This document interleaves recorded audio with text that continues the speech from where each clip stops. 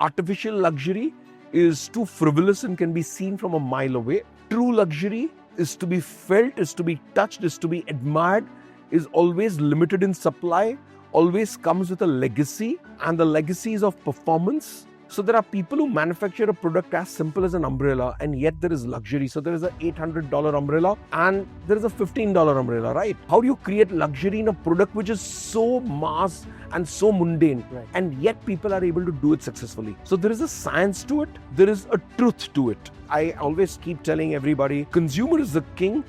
Do not underestimate the intellect of the consumer. At the end of the day, realize the consumer has the money to pay you. The consumer is smarter than you. Be truthful, be honest, be straightforward.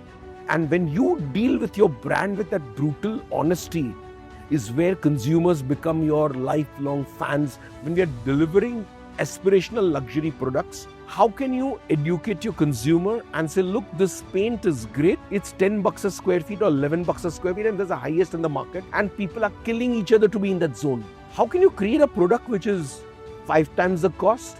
But because it's 5 times the cost, you also have the luxury to change the ingredients and the structure of the product and the packaging and the service. And it's 50 bucks a square feet. Right. I'm sure there are enough and more purchasers of that. But you need to educate the consumer. Hello and welcome to an exclusive interview on ETH Insights. Today we have a very special guest with us, Mr. Jimmy Mistry. He is the founder of Della Group. Jimmy, it's a pleasure to host you on ETH. My pleasure. Thank you very much for doing this with us. Always a pleasure to speak with you. Thank you very much. Let me begin by asking you, in your words, you have been one of the main, I would say, pioneers of creating luxury. How do you define luxury in today's world? So luxury is a difficult animal to define. It means so many different things to different people.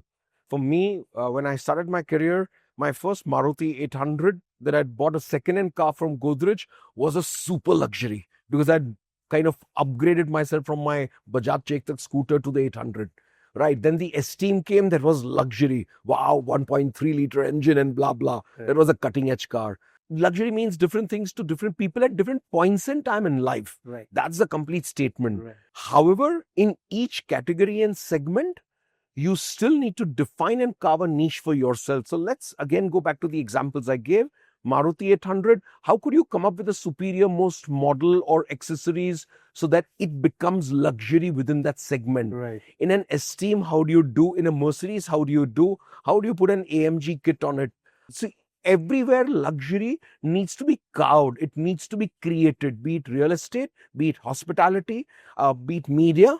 Within media, there are genres, and then there is luxury. Right. So you need to really carve your niche and give that extra in your product and your services. Right. And this comes from the DNA of the organization. Artificial luxury is too frivolous and can be seen from a mile away. Well said. True luxury is to be felt, is to be touched, is to be admired, is always limited in supply, always comes with a legacy, and the legacy is of performance. So there are people who manufacture a product as simple as an umbrella, and yet there is luxury. So there is an $800 umbrella and there is a $15 umbrella, right? How do you create luxury in a product which is so mass and so mundane, Right. and yet people are able to do it successfully? So there is a science to it, there is a truth to it. And very often I always keep telling everybody, consumer is the king. Do not underestimate the intellect of the consumer. At the end of the day, realize the consumer has the money to pay you. The consumer is smarter than you. Be truthful, be honest, be straightforward. And when you deal with your brand with that brutal honesty, is where consumers become your lifelong fans, because they know they can trust you. They know what you're saying is making sense. They know you're not trying to rip them off. You're delivering that extra. They admire you, and then they become your fans. Right. So that's the journey of luxury for me. Wonderful, Jimmy. Talking about luxury, now the Indian economy is also booming. So people have money with them. So people see, and they admire and respect what true luxury is. In that sense, when we talk about, say, Della, for example, the luxury properties you have, how are you aligning that with the kind of, the people who are coming into admiring this kind of? So like I said earlier on the panel, educating the consumer, they yet not know what they want. Right. So first you need to educate them, create a product, let them know why this product means so much to them, and which is not artificial, which is by putting yourself in their shoes, thinking on their behalf, addressing the need gap, and then they start admiring what you're giving them. So when we created hospitality and we created almost 30 different types of room types and 6 resorts within a single property, 8 restaurants, and we had to educate the consumer why are so many room types required. Right. And then you say, okay, you live in this resort, next holiday you come and live in this resort. It's all within the same property, it's the same brand, but you won't mind coming to that resort with your family, with your kids, with your wife, with your friends again and again, because each time you come you have a different experience. Right. You've lived in a tent, you've lived in luxury. When it comes to products, again the same way, when we are delivering aspirational luxury products, how can you educate your consumer and say, look, this paint is great, it's 10 bucks a square feet or 11 bucks a square feet, and there's the highest in the market, Right. and people are killing each other to be in that zone. How can you create a product which is 5 times the cost, but because it's 5 times the cost, you also have the luxury to change the ingredients and the structure of the product, Right. and the packaging and the service. Right. And it's 50 bucks a square feet. Right. I'm sure there are enough and more purchasers of that. But you need to educate the consumer, Right. and get out of the rut and the rat race of lowering the price point and competing on that mass segment, where everybody in the market is competing the mass segment. Right. Of course, there can be strength of organizations, and there are some brands which have done phenomenally well in that zone. But I think for us, it's always the top of the pyramid, and 2 layers below the top is where I would love to position my brand. I don't want to be an LVMH. I'm very happy being a Michael Kors. I'm very happy being a Zara. So by virtue of my brand, I'm cutting edge, I'm new age design, I'm aspirational luxury, and yet I'm not dirt cheap. Absolutely. So, Jimmy, this brings me to a very interesting question. Is Della a market breaker or a market maker? What is it and why so? So like I said earlier, innovation is within the DNA of the organization. We are market makers. We create our own markets. We don't worry about competition. We don't worry about where we are getting. We worry about delivering value to our consumers. And when I say value, we might be not even the cheapest. We are expensive, Right. but we deliver. So if you appoint me as a designer, it comes with the brand that I'll create something iconic for you. You don't need to tell me that. But each time I create something iconic, there are 10 more consumers standing in a queue wanting me to do something for them.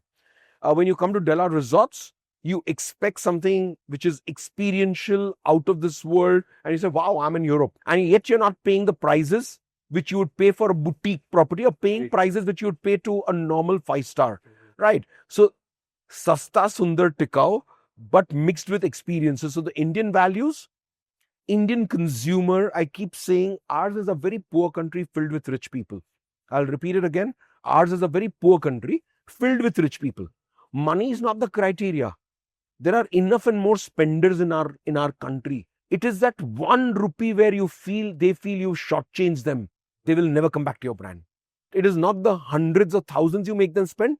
You need to be careful. If that 1 rupee they feel you've shortchanged them, and they'll never come back to your brand.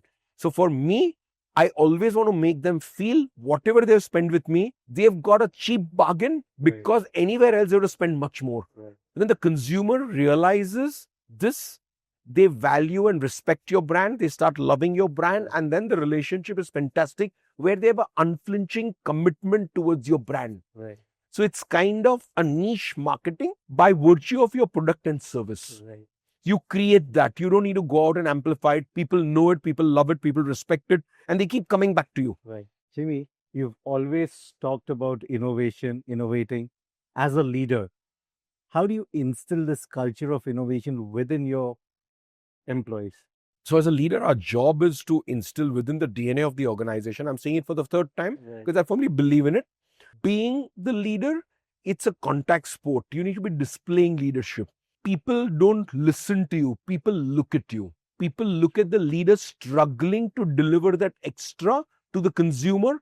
The rest of the organization imbibes those very culture and discipline. You just go tom-tomming, talking about it, but at the core, you really don't mean it.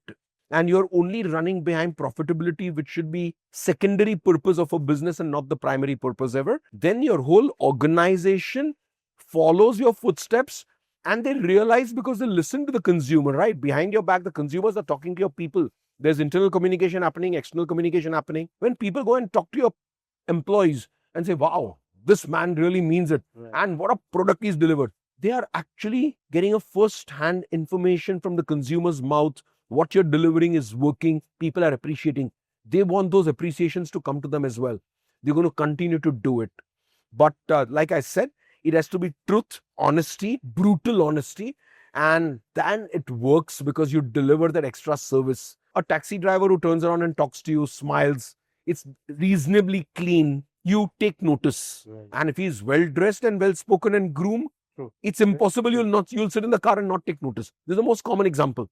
Same way, it's a real estate developer delivering out real estate to you. He's trying to be transparent, he's trying to be upfront, thinks on your behalf, and takes care of those small nuances that otherwise most developers after the transaction leave you shortchanged. You will remember that relationship, and after the transaction, how you continue your relationship, how close your ears are to the consumers in any product or service. I think that determines the length and the customer lifetime value. Most people try and measure the CLV. In my instance, I always keep saying, maintain those relationships and CLV will come. Consumers are not going to go anywhere, but you need to deliver that value. Jimmy, one last question. Where do you envision Della in the next 5 years? And the second part of my question is, Jimmy Mistry, the leader, not the entrepreneur or the owner of Della, what legacy do you want to leave behind? Well, for me, I think before everything, where I see the organization or I see myself personally, the country comes first, and I'm not saying it because it's politically correct. I live by it. Someday I might just give up the corporate world because I want to do something which is leaving behind a legacy for my name. What is the contribution to the country, and how much my ways of thinking, working, doing have impacted and created more value for our country. I aspire to create India's first meta-luxury brand in luxury interior products and projects. Global. India is known for handicrafts. I want India to be known for high-end design. I want India to display in Milan Fashion Week. I want India to display in Hyde Point, North Carolina, display in Cologne, display in Shanghai Fair, display in Guangzhou. I want India to be at the cutting edge simply because it's a very selfish motive. If I can be that one brand, Indians have a herd mentality. एक करता है तो पीछे 500 लग जाते. I am very, very happy to be the first one. I want to see the 500 behind do the same. I'm not worried about competition. I'll willingly move away because my job is to get that funnel set up for my country in the world of design. I want the global foreign exchange to come into India for high-end design. I want Indians to deliver luxury to the world, which Indians are very capable of. They need self-belief and they need to work on design. We cannot be Atmanirbhar. We cannot just make in India unless you design in India. It cannot be the medium of jugaad. It has to be the medium of long-term sustained design thinking processes.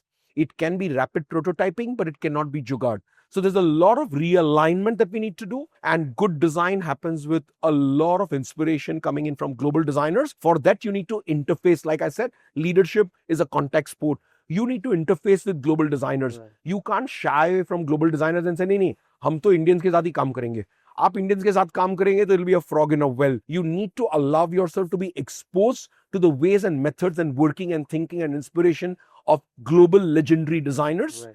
I've been fortunate enough, and we are launching the world's first collaborative design platform, I think end August or first week September, with 23 of the world's leading architects and designers from New York, London, Dubai. My whole purpose of doing something like that is to bring global design to India. So we interface with global designers, we learn, and then we go out there and deliver to the world. On that note, Jimmy, thank you as always for your wonderful insights. It was a pleasure chatting with you. Thank you. Thank you for your Jai Hind.